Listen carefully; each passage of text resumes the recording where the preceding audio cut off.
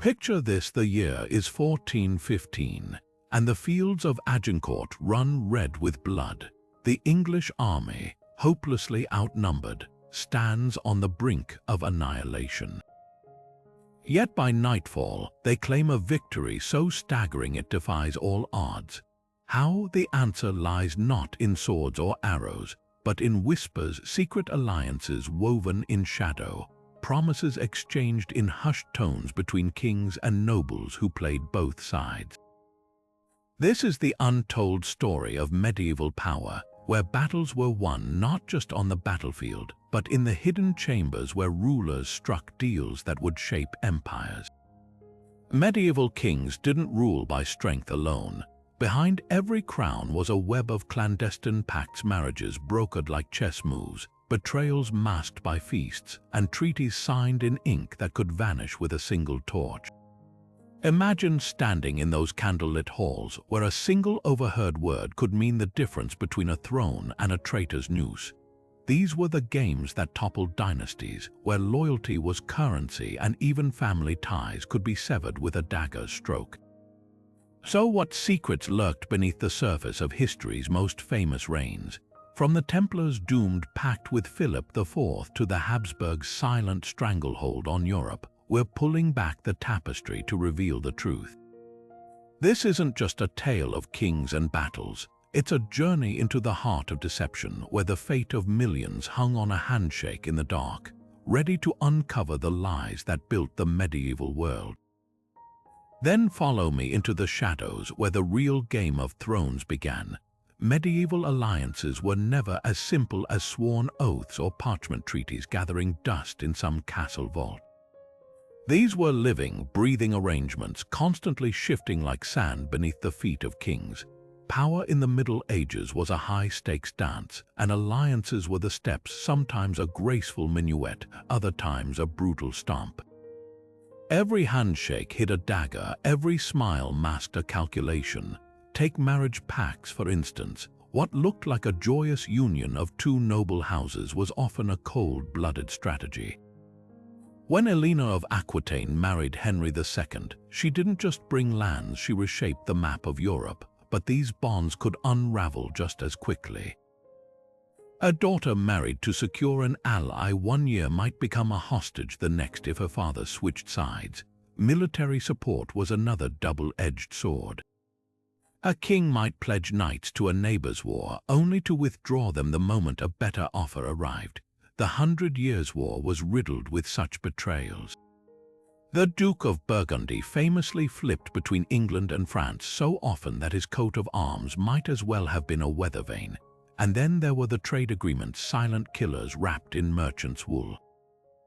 The Hanseatic League didn't just move goods, they moved armies, spies, and entire economies. A blocked shipment of Flemish cloth could strangle a kingdom faster than any siege.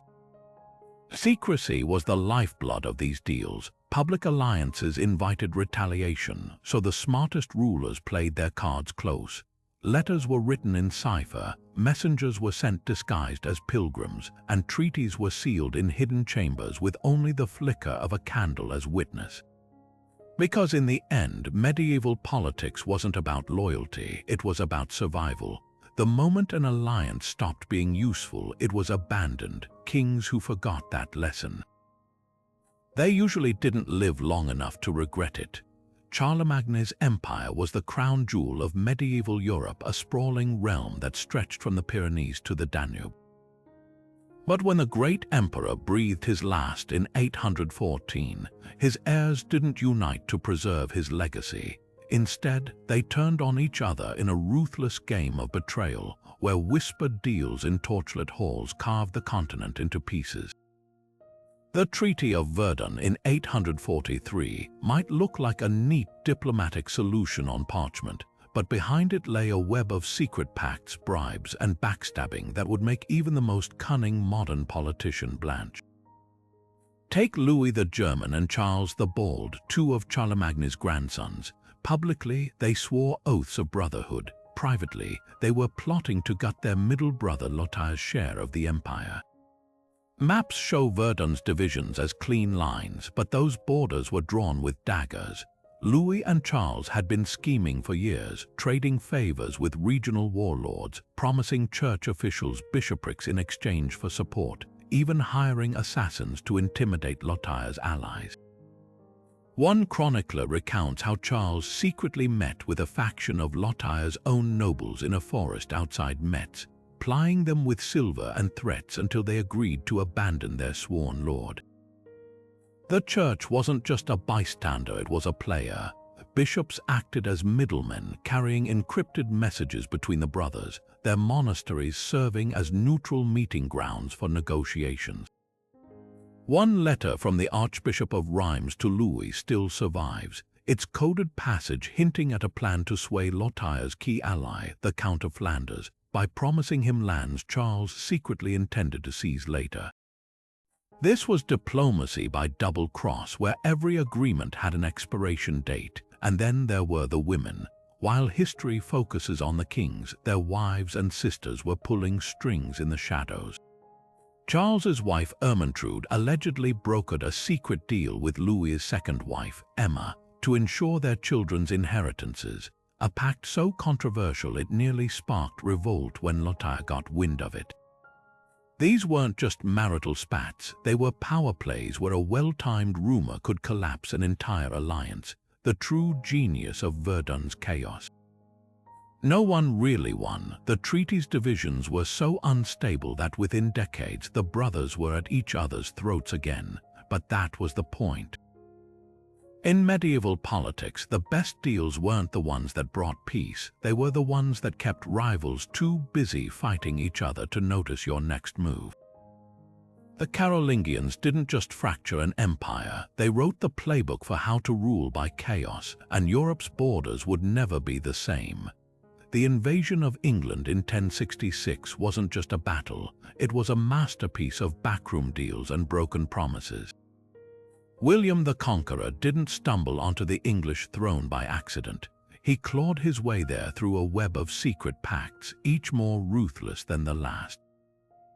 While Harold Godwinson scrambled to defend his shaky claim, William was weaving alliances that stretched from Normandy to Rome itself.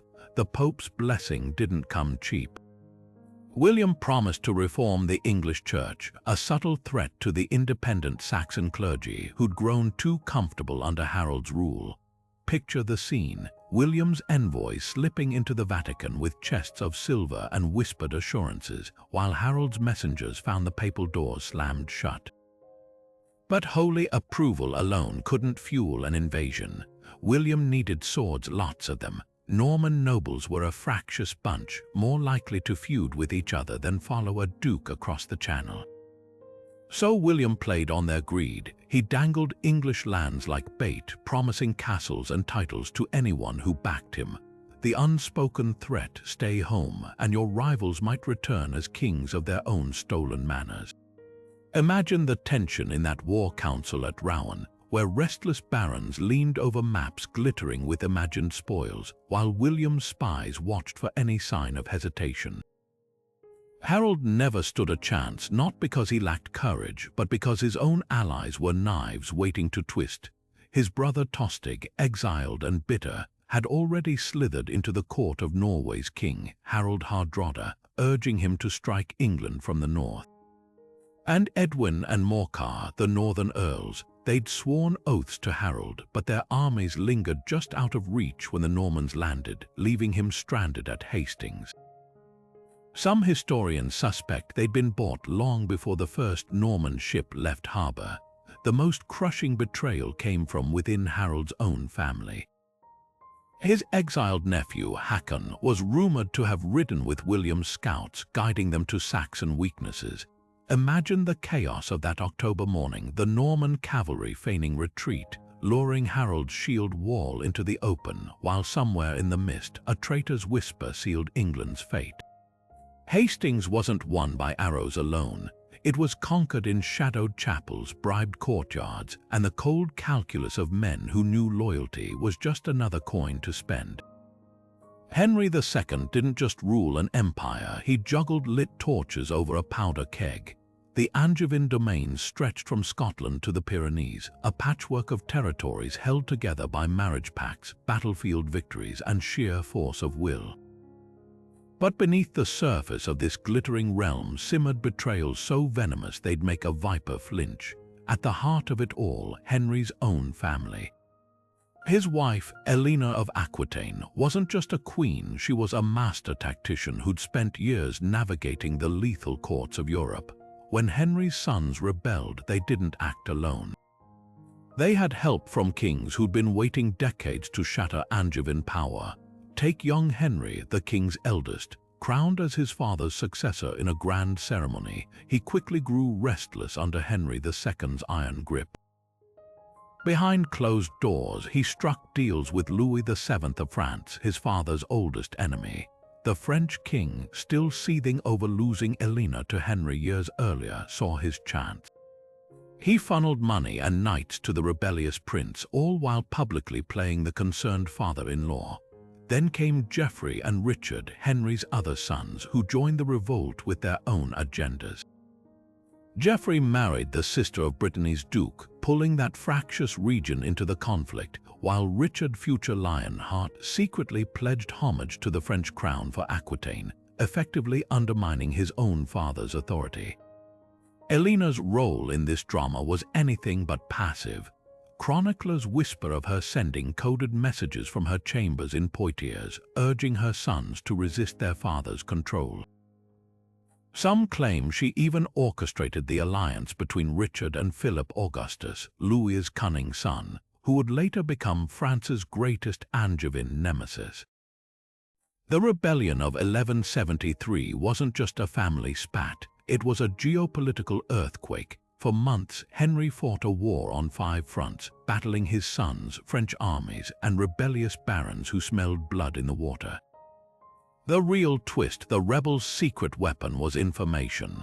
Henry's spies had infiltrated every court in Europe, but Eleanor knew all their tricks. She used pilgrim routes to send letters, hid messengers among merchant caravans, and even exploited the church's diplomatic immunity to slip orders to allies. At one point, Henry intercepted a letter from young Henry to the Count of Flanders, promising him Kent if he'd blockade English ports. The king burned the evidence and had the messenger hanged, but the damage was done. Trust had corroded like rust on a crown. By the time the dust settled, the Angevin Empire still stood, but its foundations were cracked. Henry's victory came at a brutal cost. His sons humiliated but unbowed, Eleanor imprisoned for 16 years, and France more determined than ever to dismantle his legacy. The alliances forged in those shadowed years would echo far beyond Henry's reign. Richard's later crusading debts would force him into Philip Augustus's clutches, and John's disastrous rule would lose Normandy forever. The Angevin Empire didn't fall in a day. It was unraveled stitch by stitch, betrayal by betrayal, in the very chambers where its rulers had once plotted their triumphs. Richard the Lionheart's reputation as a chivalrous crusader hides a far darker truth. His third crusade was less about holy war and more about ruthless backroom deals. While European chroniclers painted him as the golden-haired hero of Christendom, Richard was quietly cutting secret bargains that would have shocked the knights who followed him across the Mediterranean. His most audacious move, striking a clandestine pact with Saladin's own brother, Al-Adil, right under the nose of his supposed ally, Philip II of France. The whispers began in the summer of 1191, when Richard's forces were locked in stalemate outside the walls of Jaffa. Rather than waste more lives on fruitless assaults, he sent envoys to Al-Adil under the guise of exchanging prisoners. But the real prize wasn't captives, it was a proposed division of the Holy Land that would sideline Philip entirely. Richard offered Al-Adil a startling deal. Jerusalem would remain under Muslim control, but Christian pilgrims could worship freely, while Richard would keep the coastal cities and recognize Al-Adil as ruler of the interior. In return, Al-Adil would pressure Saladin to isolate Philip politically, leaving Richard as the sole face of the crusade. Why the secrecy? Because the treaty was political dynamite. Philip already distrusted Richard with good reason. Earlier that year, Richard had publicly insulted the French king by tearing down his banners from Acre's walls, a blatant power play. If Philip learned Richard was negotiating with the enemy behind his back, the fragile crusader alliance would implode. So Richard's messengers used Cypriot merchants as couriers, their trade routes serving as a shadow network for betrayal. Letters were written in coded Latin with phrases like the vineyard's harvest representing troop movements and the white stallion standing for Al-Adil himself. The most explosive clause, a proposed marriage between Richard's sister Joan and Al-Adil, which would have united Norman and Ayyubid dynasties. Chroniclers loyal to Richard scrubbed this detail from official records, but Arab accounts describe Joan's furious refusal. She reportedly stormed into Richard's tent shouting that she wouldn't wed a Muslim, even if he wore the crown of paradise. The deal collapsed, but the damage was done. Philip, already feigning illness to abandon the crusade, caught wind of the scheming and sped back to Europe, where he began carving up Richard's territories in his absence. What makes these intrigues so remarkable isn't just their boldness, but their sheer modernity. Richard wasn't just a warrior, he was a geopolitical tactician playing three-dimensional chess. While his troops saw only the glory of battle, he understood that real power lay in the unrecorded whispers between tents, the gold-changing hands under moonlit palms. His crusade wasn't lost on the battlefield. It was undermined by the very alliances he forged in the dark. And when Richard was finally captured on his way home, betrayed by an Austrian duke, who just happened to be Philip's cousin, Europe's most celebrated king learned the hard way that in the game of secret bargains, no one stays a hero forever. Philip Augustus didn't just inherit a kingdom, he inherited a grudge. By the time he took the French throne in 1179, the Angevin Empire had swallowed half of France, its territories encircling his own like a noose. But Philip wasn't one to swing a sword when a whisper would do. While Richard the Lionheart basked in crusader glory, the French king was weaving a web of subterfuge so intricate it would make a spider jealous. His weapon of choice, not armies but ink-secret treaties scrawled in cipher, carried by merchants who didn't know the packages tucked between their bolts of silk held the fate of nations. Take his relationship with Prince John, Richard's treacherous younger brother. While Richard languished in a German prison, John was busy mortgaging castles to anyone who'd fund his bid for the English crown.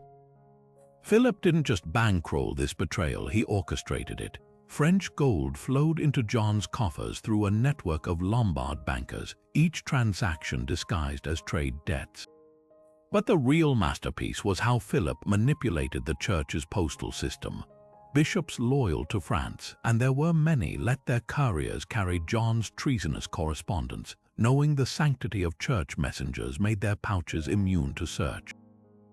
One such letter, intercepted by Richard's supporters, contained coded references to the Falcon's Flight, a Philip's promise to recognize John as England's king if he surrendered key Angevin strongholds.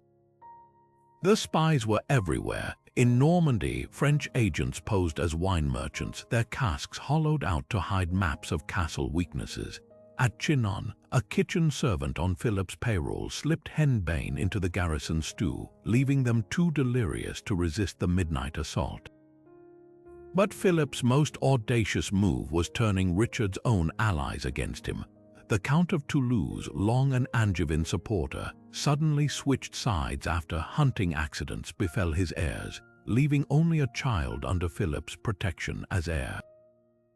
When Richard finally returned from captivity, he found his empire riddled with rot. Castles he thought impregnable had fallen without siege, their garrison commanders bribed or blackmailed. Towns that had sworn eternal loyalty now flew French banners. Even the weather seemed to conspire against him. Records show French agents spread rumors that Richard's return would bring divine wrath, pointing to an unusually harsh winter as proof. Philip's greatest trick, making it all look like chaos rather than calculation.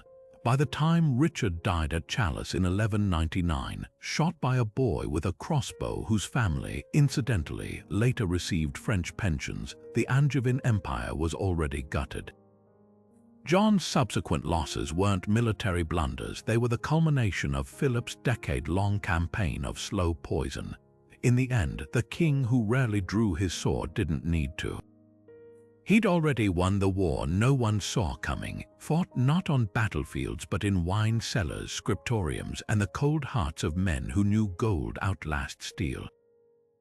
The Albigensian Crusade wasn't about heresy, it was a land grab disguised as holy war. When Pope Innocent III called for a crusade against the Cathars of southern France in 1209, the banners may have borne the cross, but the real targets were the sprawling vineyards and trade routes of Occitania. Northern French nobles, hungry for wealth and territory, saw an opportunity. The church provided the righteous cover, the barons supplied the swords. Together, they orchestrated a slaughter where piety was the pretext and power the prize. Take Simon de Montfort, the Crusade's most infamous commander. Before he became the hammer of heretics, he was a minor lord with empty coffers and ambitions far bigger than his birthright. The Crusade offered him a chance to rewrite his fortunes. Letters between Montfort and the Archbishop of Narbonne reveal a chilling pragmatism. Montfort didn't just want to purge heresy, he demanded castles, titles, and control of key trade towns as payment for his service. When the city of Béziers fell, the slaughter wasn't just fanaticism. It was a message: resist, and your wealth would be divided among those who knelt to northern interests. The church's role was equally calculating. Behind sermons condemning Cathar beliefs lay a quieter crisis: the rising independence of Occitan clergy, who often sided with local nobles against Rome's authority. By branding the South as a nest of heresy, the Pope could replace rebellious bishops with loyalists. One memo from the Vatican to French commanders even specified which monastic lands were to be seized first, with the spoils funneled back to Rome. But the most damning evidence lies in what wasn't said. Chroniclers of the time wrote glowing accounts of the Crusade's piety, yet tax records tell a different story. After the massacre at Carcassonne, northern merchants flooded into the region, their wagons loaded with goods no longer taxed by Occitan lords. The once thriving textile trade of Toulouse was dismantled piece by piece, its looms relocated to cities under French control. Even the Crusade's supposed turning point, the siege of Montségur, was less about theology than timber. The mountain stronghold sat atop forests crucial for shipbuilding, a resource the French crown desperately needed for its wars against England. Perhaps the starkest betrayal came from within. Raymond VI of Toulouse, the most powerful Occitan lord, initially pledged loyalty to the Crusade to save his skin. Secret dispatches show he was promised leniency if he helped dismantle his own vassals. But the moment his usefulness ended, the church excommunicated him anyway, and his lands were carved up among northern barons. The Albigensian Crusade wasn't a holy war. It was a blueprint for how to conquer a culture without calling it conquest, and the blood dried so quickly, few noticed the gold changing hands beneath the crosses. Frederick II was no ordinary emperor. He was a heretic with a crown, a man who spoke Arabic better than Latin and kept Muslim bodyguards in an age when Christendom burned infidels at the stake. His journey to Jerusalem in 1228 should have been a glorious crusade. Instead, it became the most scandalous negotiation in medieval history, where a Christian ruler bartered with a sultan not for blood but for keys. Al-Kamil, the Ayyubid ruler of Egypt, was besieged by civil war and desperate for allies. Frederick saw his chance. While the Pope preached holy war, the emperor sent secret envoys to Cairo carrying an outrageous proposal. If Al-Kamil handed over Jerusalem without a fight, Frederick would help him crush his Muslim rivals in Damascus. The deal shocked both faiths. Christian chroniclers sputtered about betrayal, while Muslim scholars marveled at the pragmatism of this green-eyed infidel. For 10 months, Frederick and Al-Kamil exchanged encrypted letters, some carried by Sicilian Jewish merchants, others hidden in shipments of Apulian grain. The Sultan even sent his court astrologer to Frederick's camp, where the two men reportedly spent nights debating philosophy under the stars while their armies waited in confusion. When the Treaty of Jaffa was finally signed, Jerusalem changed hands without a single siege engine rolling forward, the only casualty the Pope's pride.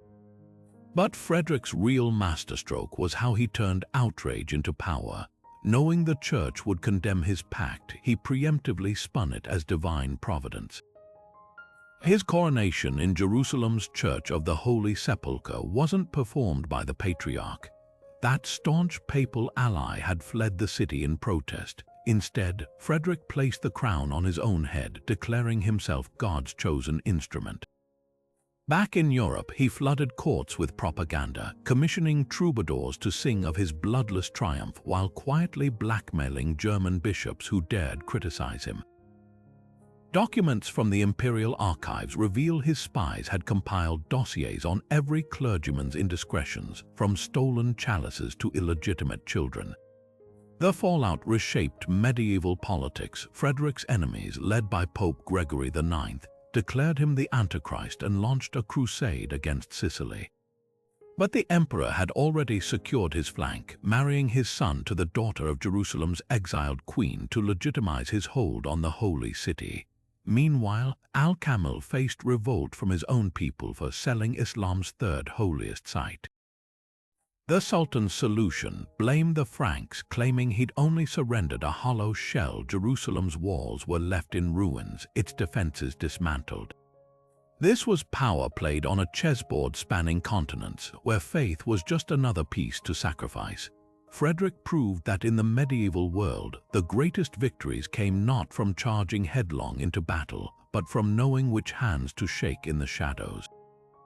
And when the Pope excommunicated him a second time, the emperor simply laughed, reportedly quipping that he'd won Jerusalem with a pen while lesser men lost armies trying. His reign stands as a testament to one brutal truth. In the game of crowns, the heretic who delivers results will always outlast the zealot who only preaches.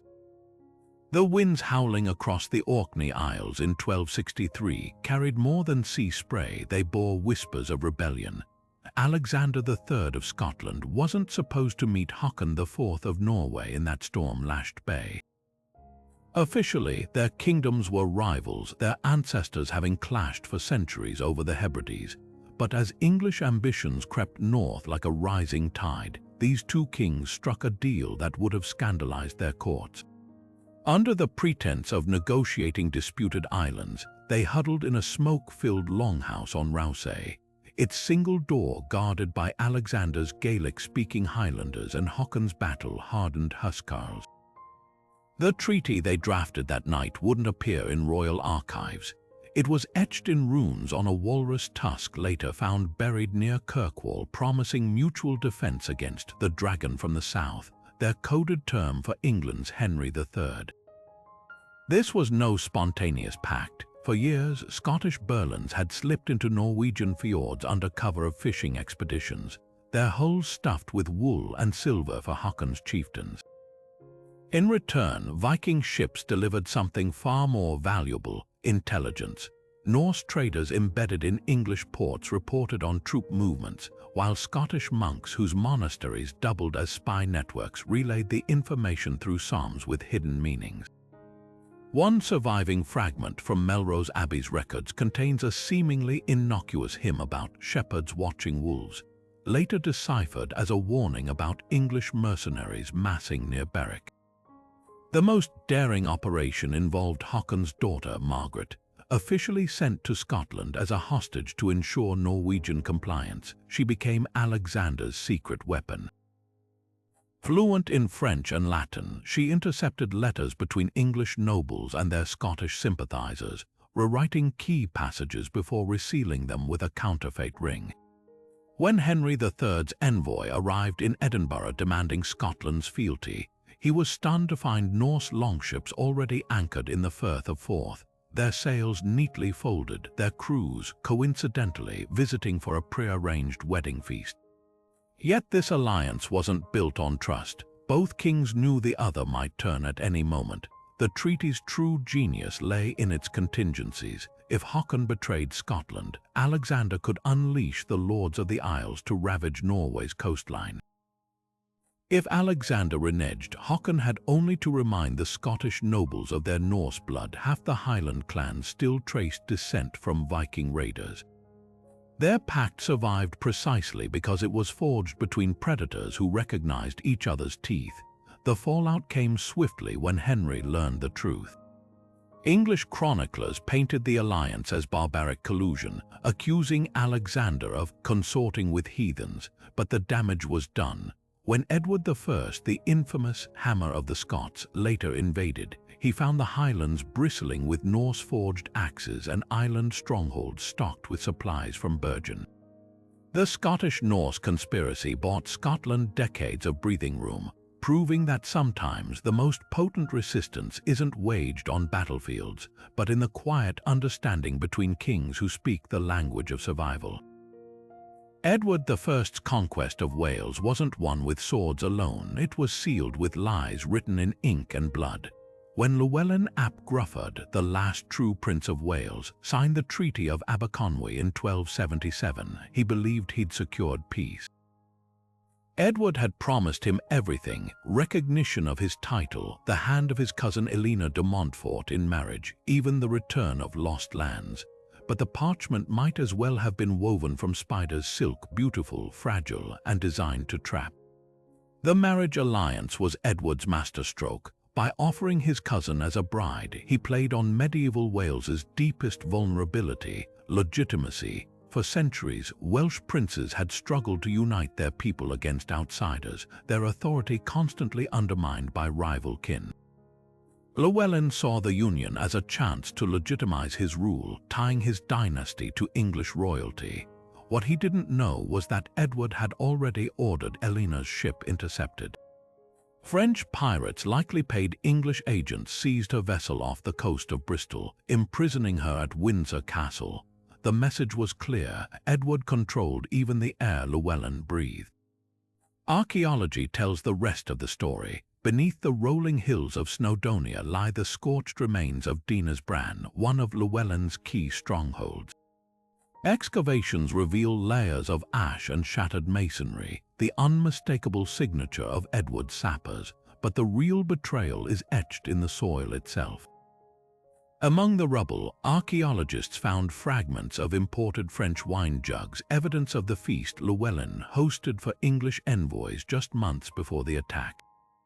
The prince had trusted Edward's promises of peace enough to lower his defenses, only for those same envoys to later guide English troops through mountain passes they'd mapped under truce.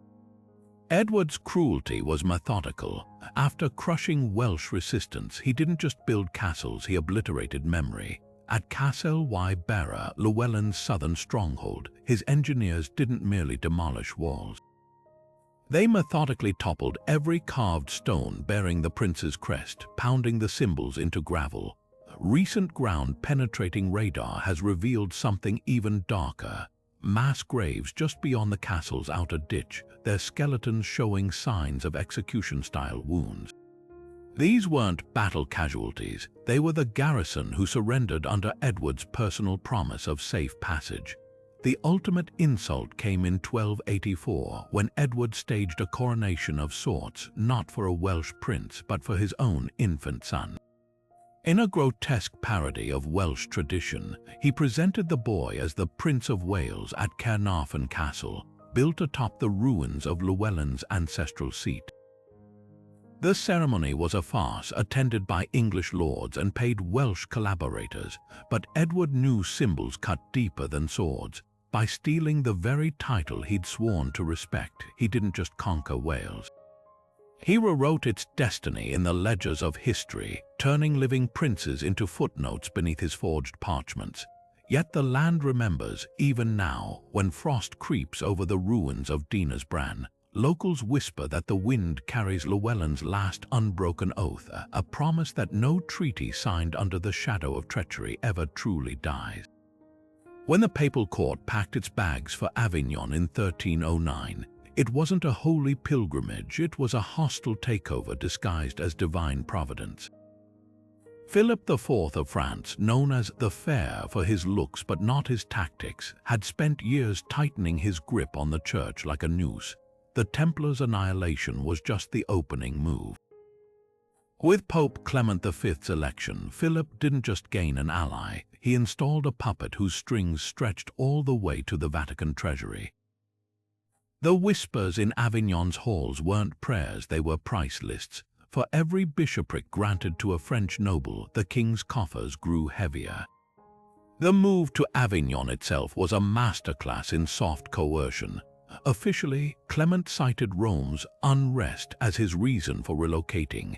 Unofficially, Philip's agents had spent months fabricating threats, paying Roman gangs to riot near the Lateran Palace while French cardinals murmured about safety concerns. The real clincher was the deal struck in a Provence vineyard overlooked by chroniclers but recorded in a notary's ledger discovered in 2012. In exchange for cancelling the church's debts to Florentine bankers, debts Philip secretly guaranteed, Clement agreed to base the papacy on French soil.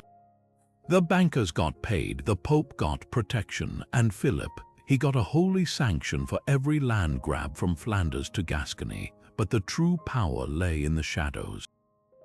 Avignon became a hub of clandestine diplomacy where French bishops doubled as spies. Cardinal Napoleon Orsini, nominally Italian but secretly on Philip's payroll, ran a network of informants who intercepted letters between rival monarchs. One such missive from England's Edward II to the Holy Roman Emperor was rewritten by Orsini's scribes to suggest an anti-French alliance, then leaked to trigger distrust between the realms. Meanwhile, the papal chancery became a forgery workshop. Documents later found in the Vatican's secret archives show French officials drafting bulls in Clement's name, their margins littered with royal edits in faint ink. The Avignon Papacy's greatest trick was monetizing faith itself. When John XXII took the throne in 1316, he perfected the sale of spiritual goods, indulgences for the living, absolution for the dead, even backdated blessings for past sins. A ledger from 1322 lists payments from 3 different kings for annulments of their nephews' inconvenient marriages, but the most cynical scheme. The papal schism wasn't just spiritual division, it was a profit center. By 1378, when rival popes reigned in Avignon and Rome, the French crown secretly funded both camps, prolonging the chaos to drain rival nations' treasuries as they backed competing claimants. What began as a temporary relocation became a 70-year stranglehold on Christendom. The Avignon popes weren't prisoners. They were partners in a con that turned sacraments into securities and salvation into a trading commodity. And when the papacy finally returned to Rome, it didn't leave empty-handed. The wagons groaned with French gold, each coin stamped not with crosses, but with the unspoken truth, even God's vicars had a price.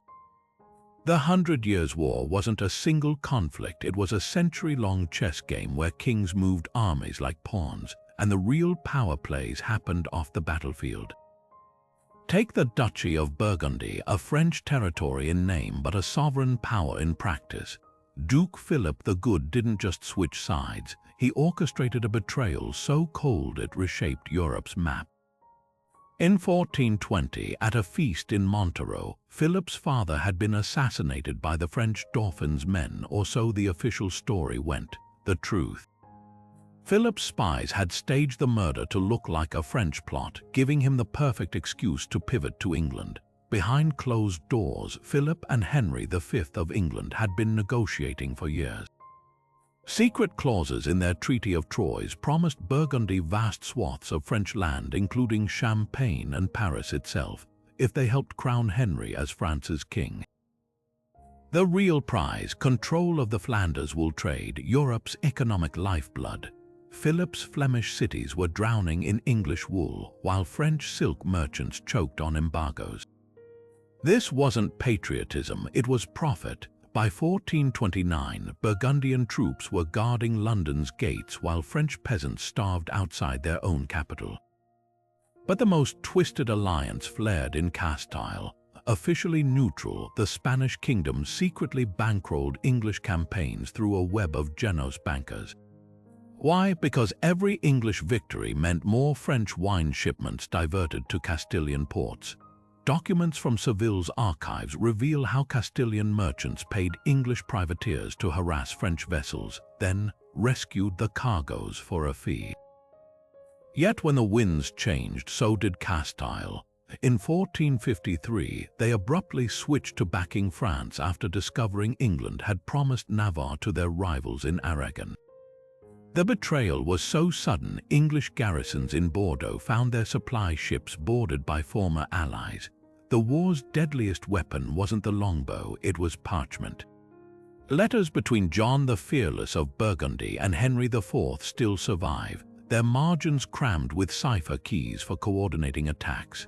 One missive from 1407 instructs Burgundian captains to let the Oriflamme pass unchallenged, referring to the French royal banner, a coded order to fake retreats and lure the French into ambushes. Even the church played both sides. The Bishop of Beauvais, nominally loyal to France, funneled English gold to mercenaries while preaching holy war from his pulpit. What kept this war raging for generations wasn't strength but sabotage. Every time France rallied, Burgundian spies would poison wells along their supply routes. When England gained ground, Castilian diplomats would bribe German mercenaries to abandon their posts. The real front lines weren't at Agincourt or Orleans. They were in counting houses where ledgers outweighed lances, and in bedchambers where princesses whispered state secrets to husbands they'd been forced to wed. The 100 Years' War wasn't won by valor. It was prolonged by men who knew gold bought more than blood ever could. Joan of Arc's visions might have come from heaven, but her path to power was paved by earthly hands. Behind the peasant girl who claimed to hear saints stood some of France's most cunning political operators, chief among them Yolande of Aragon, the mother-in-law of the disinherited Dauphin Charles. While Joan's divine mission captured the public's imagination, Yolande's faction at court saw something far more valuable, a living symbol to reignite France's war effort. The timing was no accident. By 1429, England's Burgundian allies held Paris, and Charles's claim to the throne was crumbling. What better way to unite a fractured nation than a maiden sent by God herself? Yolande wasn't acting alone. Recent discoveries in the archives of Angers reveal a network of bankers, bishops, and Breton mercenaries who quietly funded Joan's journey to Chinon. One ledger entry shows a payment for a suit of white armor, commissioned months before Joan even arrived, proof her sudden appearance was anything but spontaneous. Even the church played along. Bishop Corchon, later Joan's chief prosecutor, initially endorsed her visions when it served French interests. His turnaround at Rouen wasn't about heresy, it was about silencing a weapon that had outlived its usefulness. The military strategy tells its own story. Joan's famed relief of Orleans coincided perfectly with Yolande's shipments of Scottish longbowmen and gunpowder from her contacts in Genoa. Battle accounts note the Maid's troops used coordinated artillery barrages, a tactic far beyond a shepherdess's knowledge, but well within the expertise of Yolande's mercenary captains. Even Joan's iconic banner, embroidered with fleurs de lis, was woven from Sicilian silk delivered through Yolande's trade routes, but the most damning evidence lies in what happened after Joan's capture. While Charles wept publicly, his court made no serious efforts to ransom her. Why? Because by 1430 the Dauphin was crowned, the Burgundian alliance was fracturing, and Joan's martyrdom would serve France better than her survival. The flames at Rouen didn't just burn a heretic, they forged a legend that would outlast any treaty. In the end, Joan's true miracle wasn't hearing voices. It was surviving long enough in the viper's nest of French politics to change history. And that took more than faith. It took patrons who knew when to raise a saint and when to sacrifice a pawn. Margaret of Anjou didn't just play the Game of Thrones, she rewrote its rules in blood and cipher.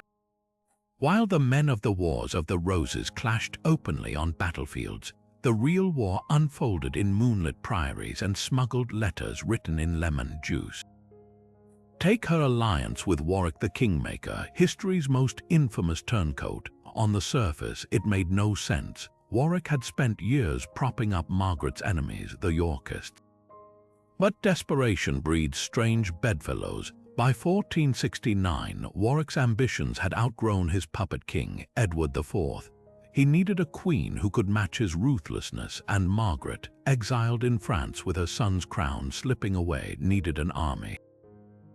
Their pact wasn't signed in a grand hall, but in the back room of a Calais inn, with a neutral merchant from Genoa serving as their go-between.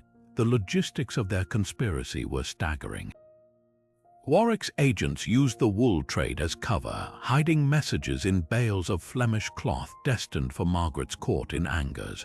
One surviving letter, discovered pressed between the pages of a Burgundian account book, contains what looks like a mundane laundry list until held to candlelight, revealing instructions for coordinating Lancastrian uprisings in Kent.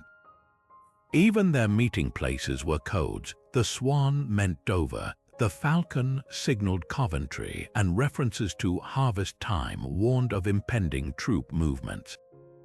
But the masterstroke was Margaret's manipulation of ceremony. When Warwick finally knelt to her in the Cathedral of Angers, the public reconciliation was theatre. The real deal had been struck weeks earlier, sealed with a marriage contract between her son Edward and Warwick's daughter Anne. What the chronicles call a touching moment of unity was in fact a bloodless coup on parchment.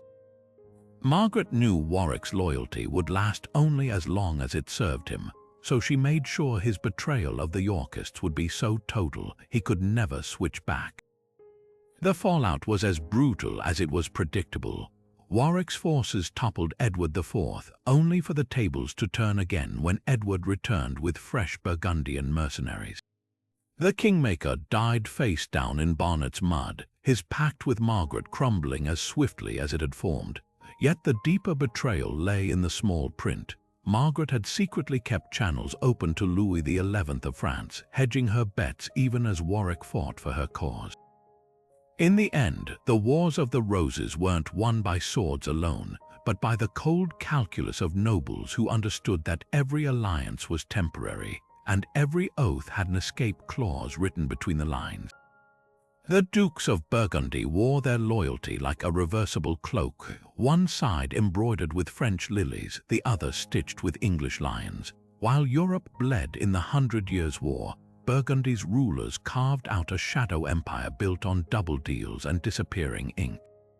Philip the Bold, the dynasty's architect, set the tone early. Officially, he was a French prince, brother to King Charles V.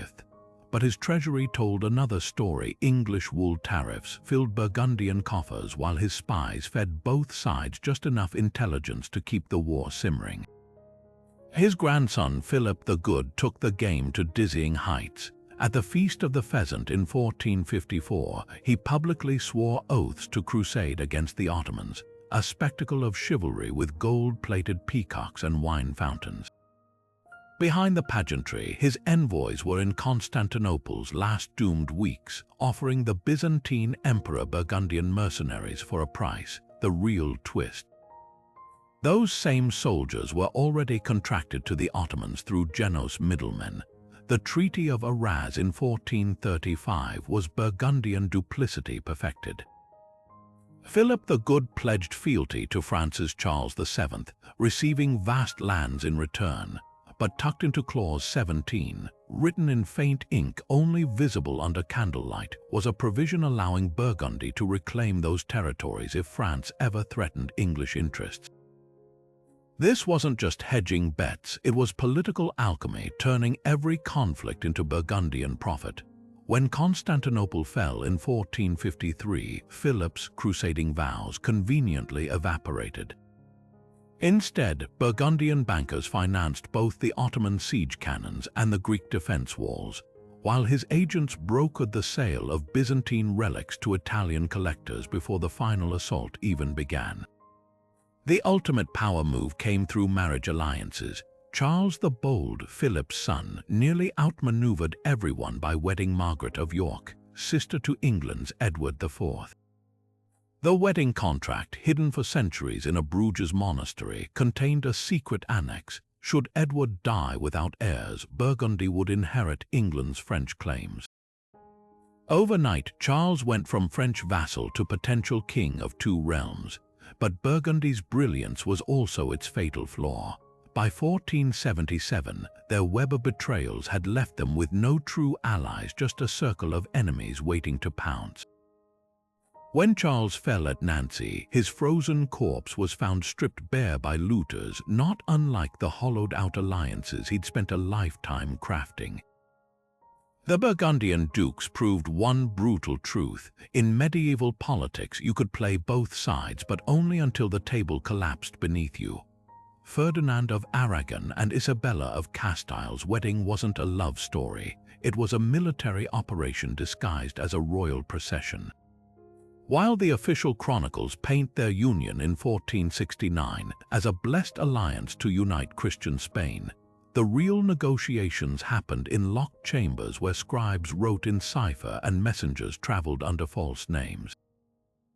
Years before their marriage, Isabella's faction had already drawn up secret clauses later uncovered in the archives of Simancas, pledging Aragon's armies to her cause if her half-brother Enrique IV tried to force her into a politically disastrous match. The dowry wasn't just gold or land. It was 5,000 Aragonese troops stationed near the Castilian border, ready to march at a moment's notice, the most explosive detail buried in their prenuptial agreements.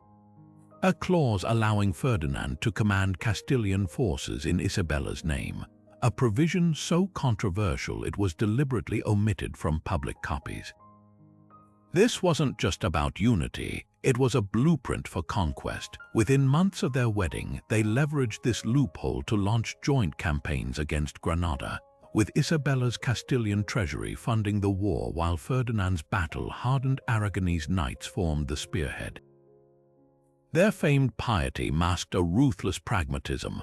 Church chroniclers praised their zeal for reconquering Muslim lands, but military dispatches reveal they timed their offensives to coincide with internal rebellions in Granada, secretly paying rebel factions to weaken the emirate from within. Even the wedding itself was a tactical masterpiece. The ceremony in Valladolid was staged near the disputed territories of Extremadura, where Portuguese-backed nobles still resisted Isabella's claim. By marrying there, the couple sent an unmistakable signal any challengers would now face a unified front. Witness lists tell the real story. Among the guests were Castilian admirals and Aragonese artillery masters, their presence confirming the marriage was less a celebration than a war council disguised in silk and sacrament. The ultimate proof of their cold calculus lies in what followed. When the Pope offered them the title Catholic monarchs for expelling Jews and Muslims, they accepted, not out of zealotry, but because religious purification conveniently cleared the way for centralized control. Their marriage contract's true legacy wasn't a romantic union, but a playbook for turning weddings into weapons.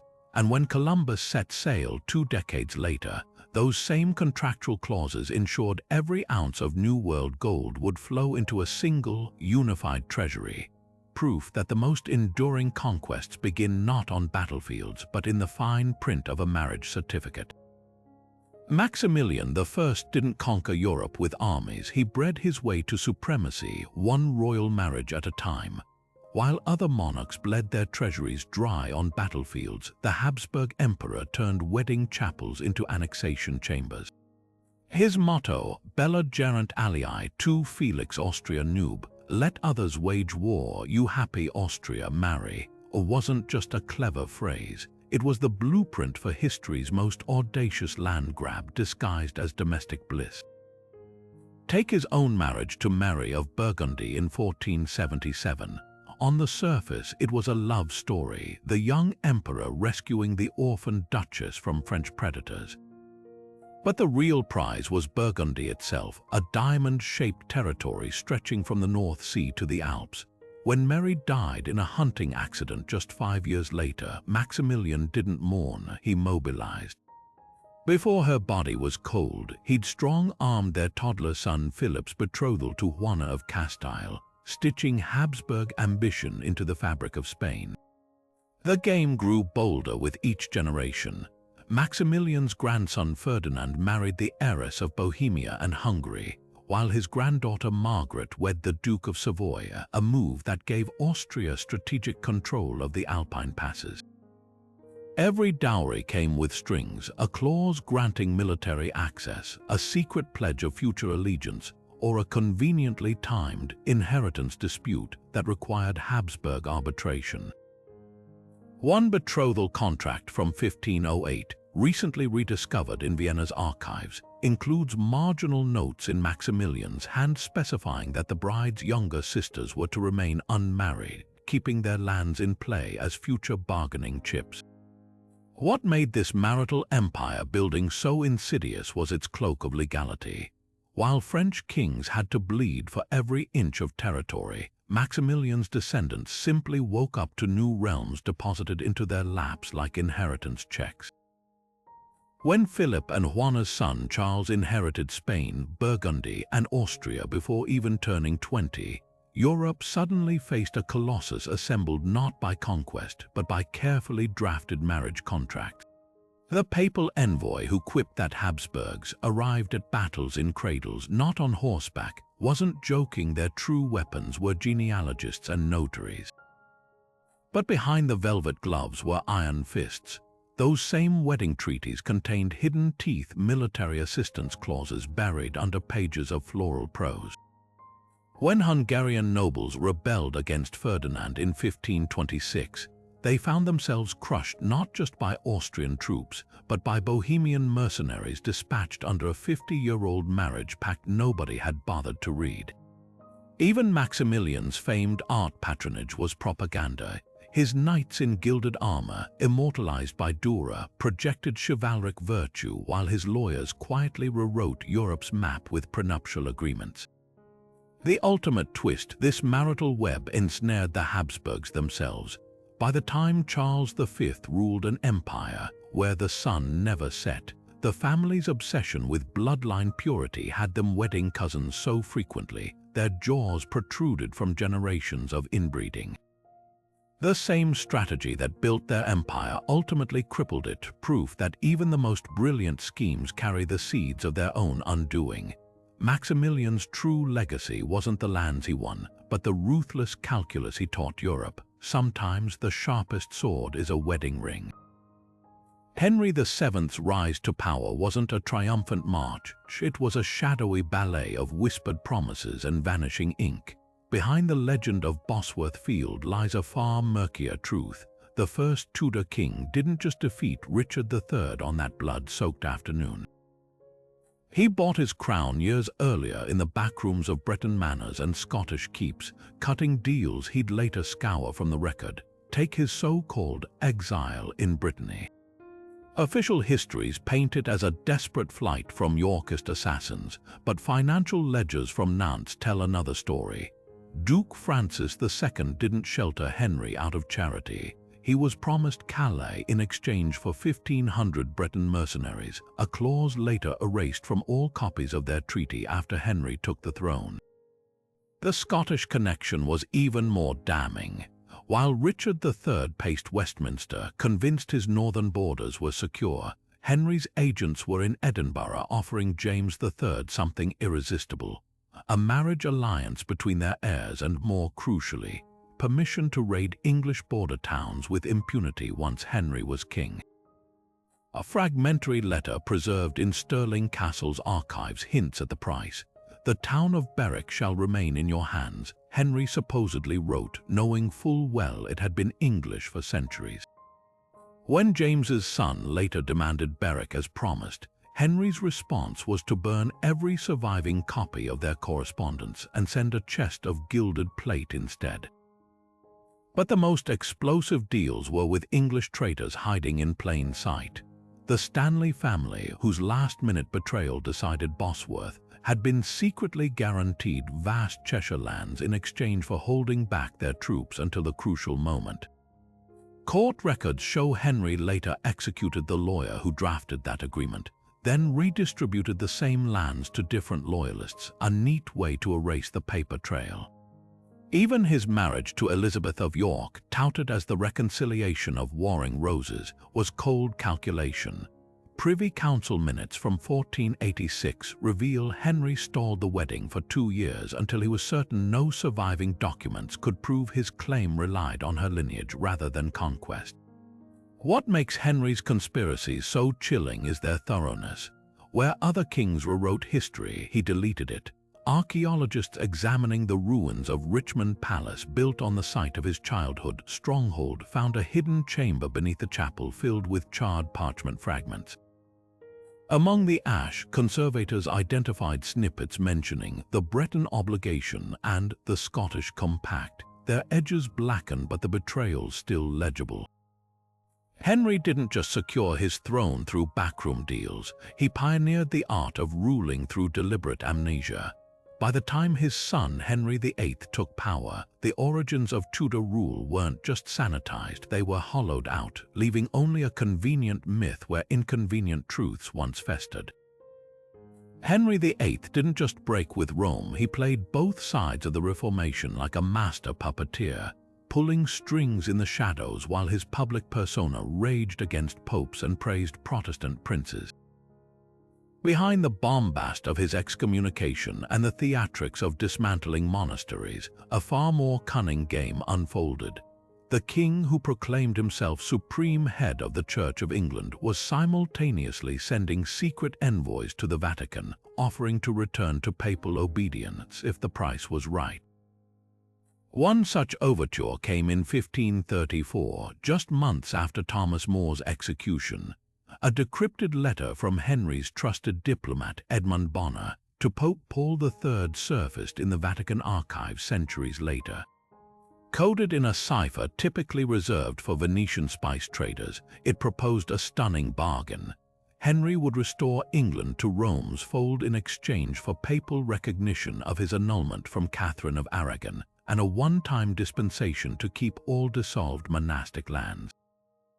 The Vatican's reply, scribbled in the margin by a furious Cardinal Farnese, reads simply, "Does this heretic take us for fools?" Yet the attempt reveals Henry's true strategy: never commit fully to either side when playing both could yield greater rewards. Even as Henry's agents whispered in Rome, his other ambassadors were cutting deals with Lutheran princes in Germany. The Schmalkaldic League, a coalition of Protestant rulers, received clandestine promises of English gold if they'd pressure Charles V to abandon Catherine of Aragon's cause.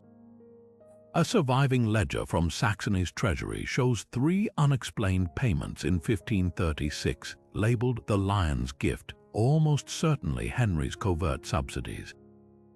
But here's the twist: those same German princes were receiving contrary letters from Charles V, who'd intercepted Henry's original overtures to the Pope. The Holy Roman Emperor's archives contain a decrypted missive where Charles warns his allies that Henry bays like Luther's hound but licks the papal boot when none are looking. The most damning evidence of Henry's duplicity lies in the Windsor cipher, a cryptic document discovered behind paneling in Hampton Court. Written in alternating lines of Latin and Greek, it outlines a plan to let Protestant radicals preach against pilgrimage in England, but only long enough to justify seizing shrine treasures, after which they'd be quietly arrested as heretics. This wasn't religious conviction, it was a shakedown scheme dressed in theological garb. Even Henry's vaunted 6 Articles of 1539, which banned Protestant doctrines, contained a loophole only insiders spotted. Article 11 allowed the king to grant exceptions to any rule at his pleasure. The message was clear: doctrine shifted with the royal whim, and today's heresy might be tomorrow's orthodoxy if it served the treasury. By the time Henry died in 1547, he'd left a trail of burned letters and executed messengers, men like William Brereton, who'd carried one too many compromising notes between London and Dresden. The king who reshaped England's faith had never believed in either side's theology, only in the power of playing enemies against each other. His reformation wasn't a spiritual awakening. It was the greatest real estate heist in history, disguised as a holy revolution. And the only altar he ever truly worshipped at was his own vault of gold. The Habsburgs might have draped themselves in crusader zeal, but across the Mediterranean, a secret game of thrones was unfolding, one that would see Christian kings crawl into bed with the so-called infidel. While Charles V preached holy war against the Ottomans, his arch-rival Francis I of France was signing treaties with Sultan Suleiman the Magnificent that would have made his knight's crosses rust with shame. This wasn't just realpolitik, it was heresy with a royal seal. Take the winter of 1535, when a Turkish galley slipped into Marseille under cover of fog. Official records dismissed it as a merchant vessel, but Venetian spies reported seeing French nobles boarding under torchlight. They weren't trading silks, they were negotiating artillery. Francis, bleeding gold and men from his Italian wars, needed an edge against Charles's invincible tercio armies. Suleiman offered just that. Ottoman cannon founders would supply France with siege guns rivaling those that had shattered Constantinople's walls, while French shipwrights taught the Turks how to build galleys capable of challenging Habsburg-controlled Genoa. The real kicker, payments would flow through a dummy trading house in Ragusa, its ledgers scrubbed clean of any mention of crowns or sultans. But the true architects of this unholy alliance were the spies who made it possible. Suleiman's famed ghulams, Christian-born agents raised in the Ottoman court, moved through Europe like shadows. One such operative, a Hungarian diplomat turned double agent known only as Murad, carried encrypted letters between Paris and Istanbul hidden in hollowed-out Bible covers. A surviving missive decrypted in 2017 reveals Francis addressing Suleiman as "my brother-in-arms," a phrase that would have gotten him excommunicated twice over had the Pope intercepted it. The most audacious stunt, the Ottoman-French joint naval campaign of 1543. While Francis publicly mourned the Turkish menace, his admirals were coordinating with Suleiman's fleet to bombard Nice, a Habsburg ally. Eyewitness accounts describe French troops watching from the cliffs as Ottoman janissaries sacked the city, then moving in to liberate it once the looting was done. The charade worked so well, Charles V spent months hunting for traitors in his own ranks before realizing the attack had been a coordinated strike. Yet for all its ruthless brilliance, the alliance was doomed from the start. Suleiman never truly trusted Francis. His spies in Venice kept him apprised of France's simultaneous overtures to Persia's Safavids, the Ottomans' mortal enemies. And when Francis died in 1547, his successor Henry II quietly let the pact wither, purging courtiers who knew too much. The lesson was clear. In the great game of empires, even the most shocking alliances were just temporary conveniences, washed away by the tides of shifting power. The Ottomans understood this better than anyone, which is why Suleiman's heirs kept right on playing both sides, arming Protestant rebels against the Habsburgs while their imams still preached jihad. Hypocrisy, it seemed, was the one truly universal language of kings.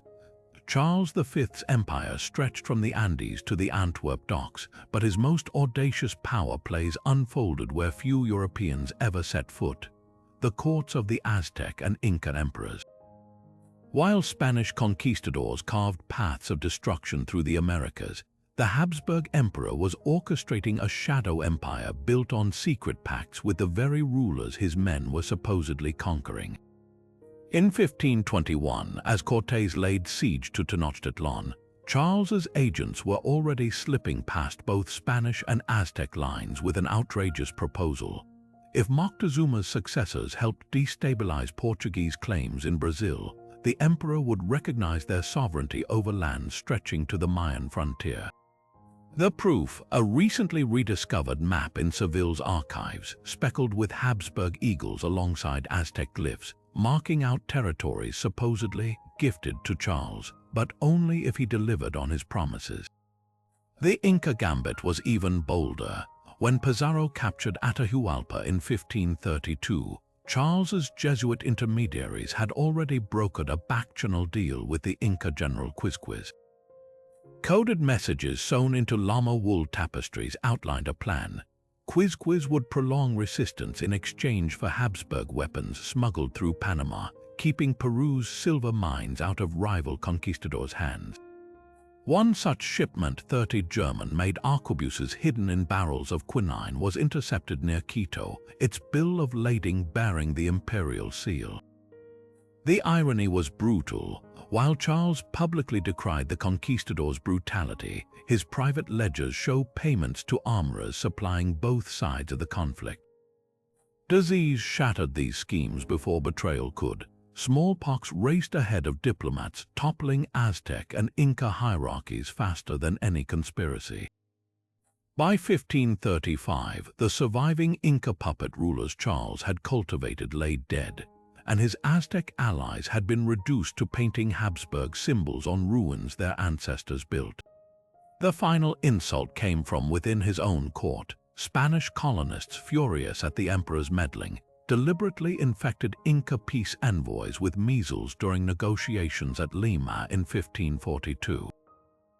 A Jesuit chronicler's suppressed account describes Habsburg banners being burned by Incas who realized too late that neither God nor king could stop the plague swimming in European breath. Charles's dream of a puppet empire in the Americas didn't just fail, it backfired spectacularly. The very conquistadors he tried to circumvent became the power brokers, their stolen gold flowing not to imperial coffers but to Lutheran bankers in Antwerp. And in the Andes, where Quizquiz's descendants still whisper of the White King's betrayal, they tell a cautionary tale. Empires built on double deals crumble twice as fast when the wind carries not just lies but death. Ivan the Terrible's reign wasn't just defined by brutality. It was a masterclass in psychological warfare, where the most dangerous weapons weren't cannons but lies dressed as defectors. By the 1560s, as Poland, Lithuania, and the Crimean Khanate encircled Russia, Ivan Roman IV realized he couldn't win through force alone, so he weaponized betrayal itself, creating an entire shadow theater of false turncoats who leaked carefully crafted deceptions to his enemies. These weren't just random deserters, they were handpicked actors from his infamous Oprichnina, trained to play their roles with chilling precision. Take the case of Prince Andrei Kurbsky, or rather, the 3 different men who bore his name. When the real Kurbsky defected to Lithuania in 1564, Ivan didn't just rage, he replicated him. Over the next decade, at least 2 carefully groomed doubles slipped into Polish camps, each carrying identical, secret maps of Russian defenses, all leading to barren marshes or trap-laden valleys. One particularly audacious impostor even confessed to a non-existent plot among Moscow's boyars, prompting Poland's king to purge his own advisors in paranoia. But the real genius lay in Ivan's shadow court, a cabal of spies and scribes operating from a fortified compound in Alexandrov. Here, amid iron doors and soundproof chambers, they crafted alternate realities. Fake correspondence between imaginary traitors was aged with candle smoke, sealed with stolen noble sigils, then accidentally dropped where Crimean scouts would find them. One surviving ledger details payments to a Tatar translator who doctored intercepted messages, making it appear the Khan's own sons were conspiring with Moscow. The result, a bloody purge of the Khanate's leadership in 1571, just as Ivan's troops crushed their leaderless armies at Melody. The most diabolical trick targeted Poland's intelligence networks. Ivan's operatives established a fake resistance movement, the Brotherhood of St. Basil, complete with coded letters and clandestine meetings in abandoned churches. For 3 years, Polish spies funneled gold and weapons to this phantom rebellion, only to discover too late that every drop of intel had been funneled straight back to the Tsar.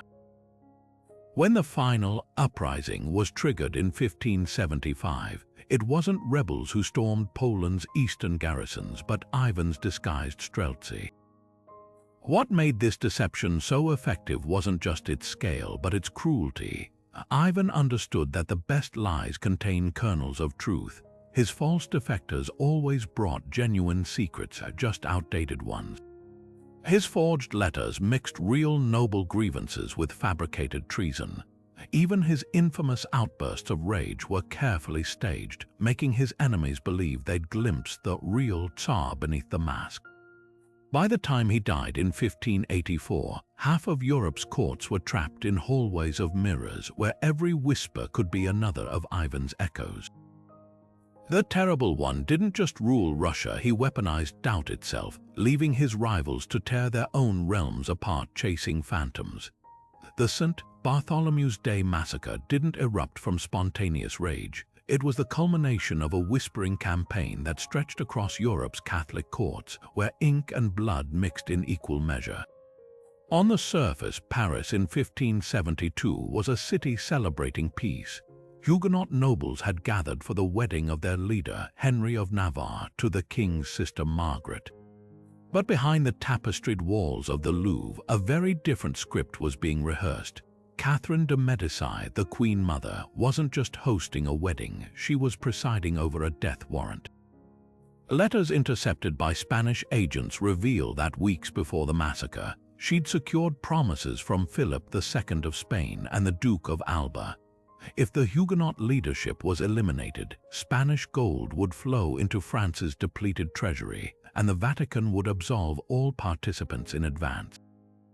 The real question isn't whether there was a conspiracy, it's who held the dagger and who merely steered the hand. Charles IX, the young king often painted as his mother's puppet, left contradictory clues. His private journal, discovered in the 19th century beneath a false floor at Fontainebleau, contains frantic entries alternating between zeal for the purge and horror at its scale. One passage describes a midnight meeting with the Duke of Guise where Charles allegedly hissed, "The cancer must be cut out," while another, written hours later, begs God's forgiveness for dreams of blood. Was this a monarch torn by conscience or an actor playing both martyr and butcher? Foreign involvement ran deeper than historians once admitted. The papal nuncio's coded dispatches to Rome, decrypted in 2008, prove Gregory XIII didn't just approve the massacre, he helped fund it. A ledger from the Salviotti banking family shows a transfer of 50,000 ducats to Catherine's agents just 3 days before the killings, disguised as a wedding gift. Even Elizabeth I of England, usually portrayed as Huguenot's defender, knew more than she admitted. Her spy master Walsingham had warnings from his Paris network, but held his tongue, calculating that a weakened France served England's interests.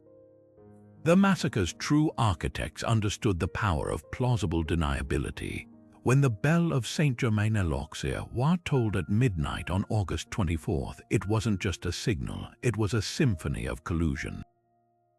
Guise's men carried lists of targets prepared weeks in advance, while city gates were mysteriously locked to prevent escape. Yet the king's official edict the next morning feigned shock, blaming uncontrollable passions. This duality was the conspiracy's genius. Charles could claim the violence exceeded his orders, Catherine could plead maternal concern for her son's safety, and Philip could toast Catholic unity while quietly withdrawing his financial support once the deed was done. In the end, the bloodshed failed to achieve its goals. Instead of crushing Protestantism, it galvanized resistance across Europe, proving that alliances forged in secrecy often crumble in daylight. The massacre's legacy wasn't just 20,000 dead, it was the exposed nerve of a Europe learning that even kings could be assassins in silk gloves. And perhaps that's why the truth remains so contested, because admitting it was all planned makes the horror harder to bury than the bodies ever were. Hidden alliances were the velvet-gloved hands that shaped the medieval world, not in the blaze of battle, but in candlelit chambers where whispered promises carried more weight than armies. Every border we recognize today, every dynasty that endured the centuries, owed their survival to these shadow games. The Habsburgs didn't rise by swordplay alone, they married into an empire. England's grip on France didn't slip because of defeats in the field, but because Burgundy's dukes played both sides like a lute. Even faith was a bargaining chip. Popes and sultans traded holy war for hard power, while kings like Frederick II proved that heresy could be more useful than hymns when negotiating with enemies. These weren't just backroom deals, they were the scaffolding of modernity, the unspoken rules that taught Europe how to wield influence without drawing blood. Look at any modern map and you'll see the fingerprints of those covert pacts. Spain's unification, a marriage contract laced with secret clauses, the jagged borders of Germany. Carved by Habsburg marriages and betrayals, the very concept of diplomacy, ambassadors, ciphers, neutral ground, was forged in the crucible of medieval treachery, where trust was currency and every handshake hid a dagger.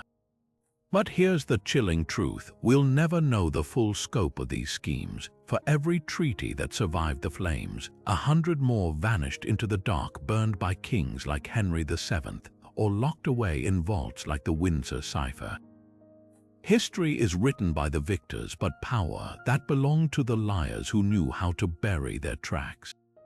So tell me, which king's hidden pact left you stunned? Was it Suleiman and Francis, the infidel allies who rewrote the rules of holy war? Or perhaps Henry VIII's double, dealing with both Pope and Protestants, proving faith was just another chip on the bargaining table? Drop your pick in the comments and don't forget to subscribe, because the deeper you dig into history's shadows, the clearer it becomes. The past isn't just a story. It's a hall of mirrors where every reflection hides another secret.